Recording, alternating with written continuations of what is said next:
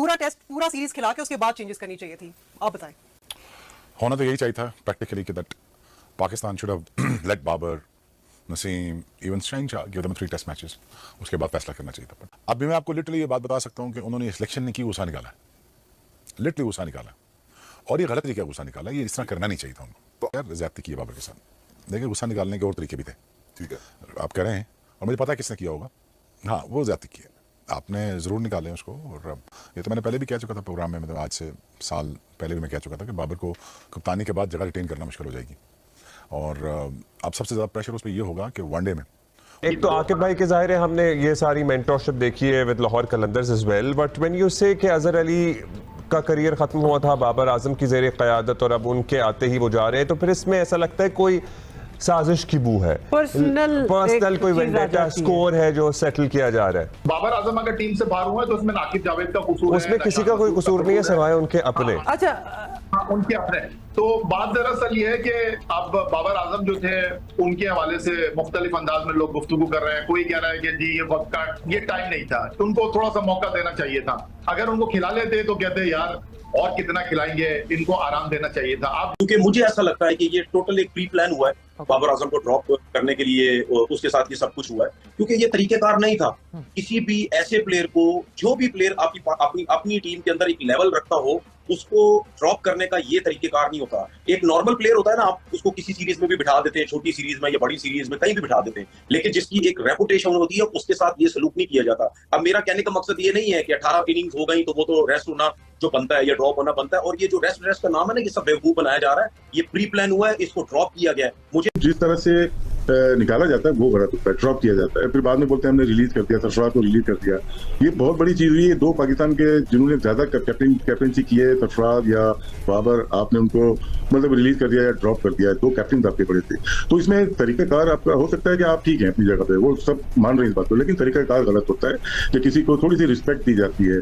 और हमारे यहाँ जितने भी स्टार रहे हैं उनको बाद में इसी तरह से ड्रॉप करके बोल देते हैं हमने रिलीज कर दिया। उन्होंने बोला कि ये बाबर, शाहीन, नसीम, इन बेचारों का क्या कसूर है जो पाकिस्तान टीम इतना बुरा खेल रही है। ये किसने कहा है? नासिर हुसैन ने। उन्होंने बोला पाकिस्तान क्रिकेट का स्ट्रक्चर इस तरह का बना हुआ है कि इन खिलाड़ियों की तो गलती नहीं बेचारों की। उन्होंने बोला कि 26-27 सिलेक्टर पिछले 1-1.5-2 सालों में आपने चेंज किए हैं, 26-27 सिलेक्टर। उन्होंने बोला दुनिया का कोई एक बोर्ड बताएं जहां पर इतनी शिफ्ट होती हो और वो टीम अच्छी खेल रही है। उन्होंने बोला आप स्पोर्ट्स ऑर्गेनाइजेशन छोड़ें, कोई और कॉर्पोरेट ले लें, ऑर्गेनाइजेशन लें, कोई भी ले लें जिसमें इतनी चेंज आती हो, स्विफ्ट चेंज आ रही हो, वो कब तरक्की कर सकता है? एक बात बताएं, सेकंड टेस्ट मैच के लिए जो टीम अनाउंस हो रही है, पूरा मोहल्ला बैठा हुआ वहां क्रिकेट बोर्ड के अंदर। वो क्यों बैठा हुआ है? क्या काम है मेंटोर्स का?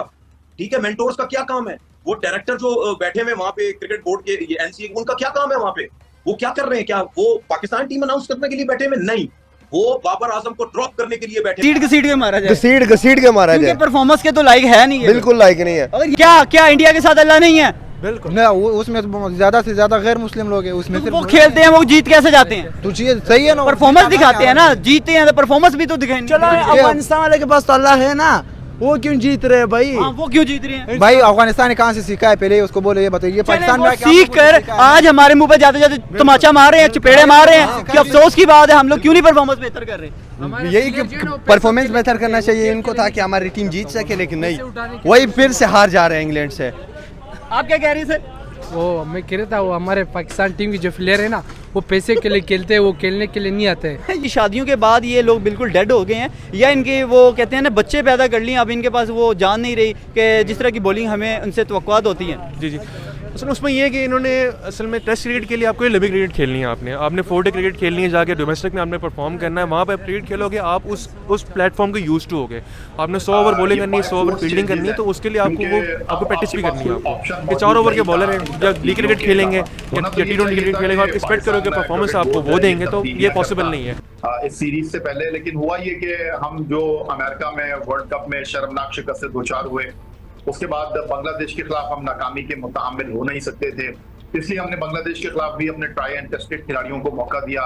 वहां पर भी हाथ कुछ नहीं आया, हाथ खाली रह गए। फिर हमने सोचा कि यार हम मुल्तान में एक बैटिंग पिच बनाकर जो है वो इंग्लैंड को घेरने की कोशिश करते हैं।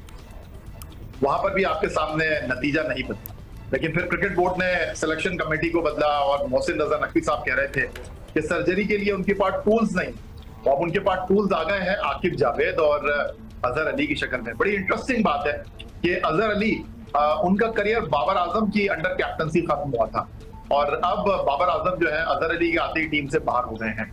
आकिब जावेद की जहां तक बात है वो हमेशा नित नई तब्दीलियों के हवाले से जो है वो तैयार रहते हैं और इस वक्त जो आप 3 स्पिनर के साथ जा रहे हैं, जाहिद महमूद, साजिद खान और उनके साथ जो है वो नोमान अली, देखिए ये पाकिस्तान क्रिकेट का परमानेंट सोल्यूशन नहीं है, ये इस वक्त वक्त की जरूरत है और आपने इस पूरी प्लानिंग हुई है कि यार इसको ड्रॉप करो भाई, किसी तरीके से ये ड्रॉप नहीं हो पा रहा। वो सिर्फ टेस्ट मैच के लिए टीम नहीं, उसके लिए नहीं हो रहा था। तनवीर साहब आपने कहा कि प्लानिंग जो है वो हुई है, तो ये कौन कर रहा है प्लानिंग, इसका कौन है मास्टरमाइंड?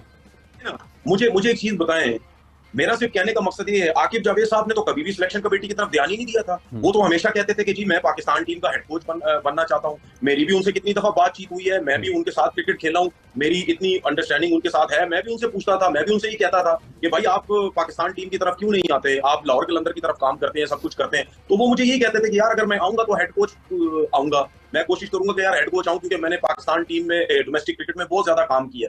तो फिर मुझे समझ नहीं आई कि वो सिलेक्शन कमेटी में क्यों आ गए हैं, मुझे एक चीज समझ नहीं आई। उसके बाद अगर 15-20 साल उन्होंने सिलेक्शन कमेटी में लगाए हैं तो मुझे नहीं लगता उनको सिलेक्शन कमेटी में आना चाहिए था। उसके बाद अगर अलीम डार साहब आए, किसी भी मीडिया के बंदे ने, चाहे वो रिपोर्टर, चाहे जर्नलिस्ट, चाहे किसी भी शहर से ताल्लुक रखता हो, किसी ने ये सवाल उठाया है कि यार अलीम डार क्यों आया? किसी ने सवाल उठाया है? आपसे ज्यादा, हमारे लोगों से ज्यादा बाहर के लोग ये सवाल उठा रहे हैं कि भाई एक अंपायर सिलेक्शन कमेटी में आके बैठ गया है, उसके बाद ये चीमा साहब सिलेक्शन कमेटी में बैठे हुए। भाई क्यों बैठे हुए? ये लोग अब सारे मिलके, जिनका कोई क्रिकेट से ताल्लुक नहीं है, ये सारे मिलके बाबर आजम का जो है फ्यूचर तय करेंगे कि भाई बाबर आजम टीम में होगा या नहीं होगा। कोई भी नहीं कर सकता। और आप अभी जो चेयरमैन मोहसिन रजा नकवी साहब हैं, इनका टाइम पीरियड पे देख लें, ये 5-6 माह हुए हैं इनको, 3 बार कोचेस बदल गए, 3 बार कप्तान बदले, 4 बार सिलेक्शन कमेटी बदली है, यानी हर महीने नवा। मुझे बाजू का आता है ऐसा वहम सा डर लगता है कि खुदा ना खासा कहीं पर कोई पूरे प्लानिंग के साथ क्रिकेट को खुद खराब तो नहीं कर रहा। यकीन माने मुझे बाज का डर लगता है ये सोच के, यार ये कोई जी शऊर बंदा इस तरह के काम नहीं कर सकता जो पाकिस्तान कर रहा है अपने साथ ही। मुझे कुछ समझ नहीं आ रही कि हर महीने 1.5 महीने बाद चेंज आ रही है, हर महीने 1.5 महीने बाद चेंज आ रही है।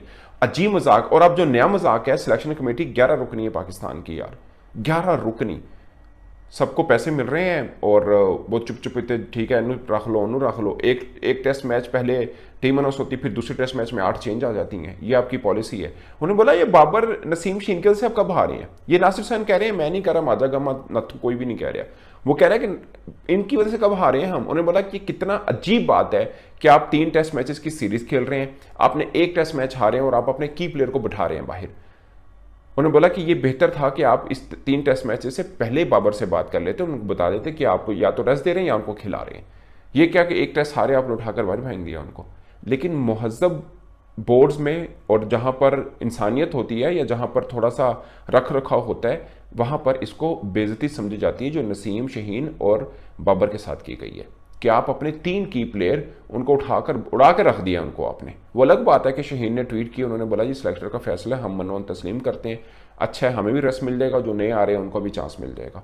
ये तो एक सेंट्रल कॉन्ट्रैक्ट की मजबूरी बेचारों की कि वो बोल नहीं सकते क्रिकेट बोर्ड के खिलाफ, और बाबर भी चुप करके निकल गए, नसीम भी चुप करके निकल गए। क्योंकि इन लोगों का मुकाबला ना इंग्लैंड से होना चाहिए, ना अफगानिस्तान से, ना जिम्बाब्वे से खेल सकते हैं। बिल्कुल जिम्बाब्वे से या फिर जिम्बाब्वे से भी हार जाते हैं। तो वही तो मैं कह रहा हूँ, इनको अभी ये भोसड़ी के बर्गर खा लेते हैं, पिज्जे खा लेते हैं, ठीक है, हुकूमत के खजाने में से इनको पैसा जा रहा है, 45 लाख रुपए इनकी तनख्वाहें हैं, ठीक है, मैच प्रोग्राम ये वाड़ी जा रहे हैं, ठीक है, और क्रिकेट इनके बस में नहीं रही। अब इनको बस ये सुर्खी पाउडर लगा के ना बिठा दे और एडवर्टाइजमेंट करवा लें किसी इधर शैम्पू शूम्पू। बाबर आजम करते हैं, क्या कहेंगे जी ये शॉपर का किंग या प्लास्टिक का किंग कहाँ से आ गया हमारे पास, ना खेलता है, अच्छा लोटा है। नहीं भाई 2021 से वो नंबर 1 प्लेयर है। कौन कह रहा है कि लोटा है?